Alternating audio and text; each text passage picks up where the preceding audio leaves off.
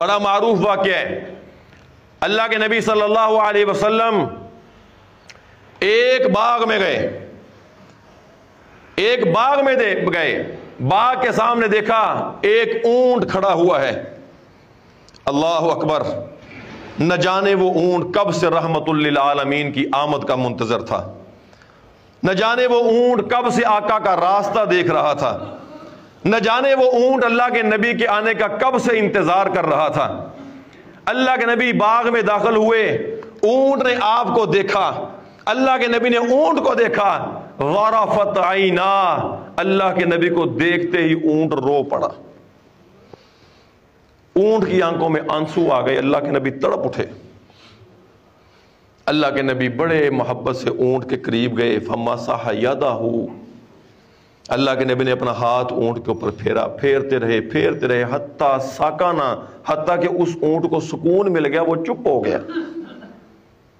اللہ کے نبی نے آواز دی، مر رب ھذا الجمل، اے میرے صحابہ اس اونٹ کا مالک کون ہے یار؟ کون ہے اس کا مالک؟ ایک صحابی آگے آئے، انصار میں سے، کہا کہ یا رسول اللہ یہ اونٹ میرا ہے۔ فرمایا کہ میرے یار، میرے جان نثار، میرے پیارے، میرے دلارے، میرے صحابی، اس اونٹ نے مجھے شکایت لگائی ہے انک تجیعہ وتدعبہ، کہ تو اس کو بھوکا رکھتا ہے اور کام کرا کے تھکا دیتا ہے۔ ایسے نہیں کرنا۔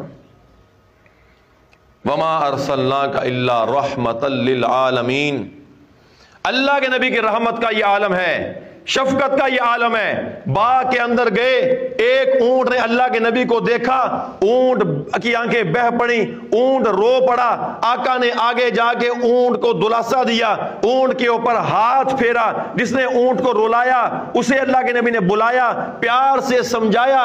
اللہ کے نبی ایک اونٹ کے پاس سے گزرے، اونٹ رو پڑے، آقا سے اونٹ کے آنسو نہ دیکھے جائیں۔